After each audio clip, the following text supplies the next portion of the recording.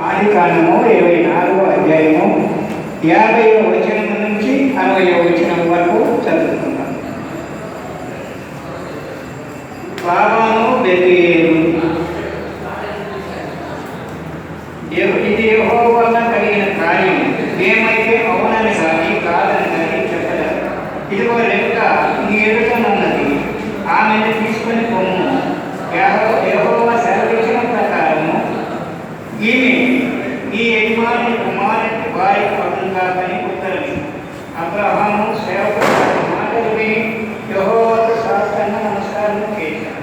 తరువాత ఆ సేవకుడు వెండి నగలను, బంగారు నగలను, వస్త్రములను తీసి రెబ్కాకు ఇచ్చాడు. మరియు అతడు ఆమె సహోదరునికి తల్లిని విలువగల వస్తువులు ఇచ్చాడు. అతడును అతనితో కూడా ఉన్న మనుషులను అన్నపానము చూసుకొని అక్కడ ఆ రాత్రి అంతయు నుండి ఉదయమున వారు లేచినప్పుడు అతడు నా యజమానిని కనుక నన్ను ప్రశ్నించుదని చెప్పగా ఆమె సహోదరులను ఆమె తల్లియు ఈ చిన్నదాని 10 దినములైనను నా యొక్క ఉండని, ఆ తర్వాత ఆమె బయలువచ్చునని.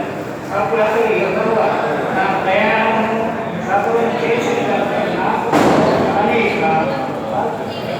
నాకు కానీ నన్ను పంపించదగిన వెళ్ళిదని చెప్పి నాకు వారు ఆ చిన్నదానిని ఆమె ఏమన్నా తెలుసుకుని పెట్టి ఈ మనిషితో అని ఆమె నచ్చినప్పుడు వేయలేదు అని.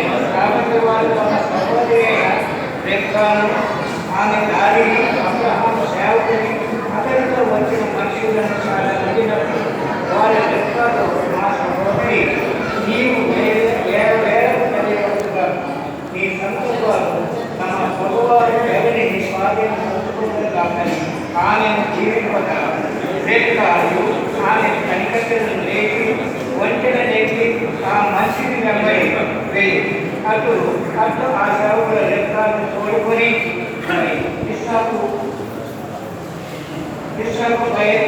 పోయి మార్పును వచ్చి దక్షిణ దేశం ప్రాంతంలో దేవుని స్తోత్రం హల్లెలూయా. ఇబ్బంది మాటలు దేవుడు దీవించుకున్నాడు.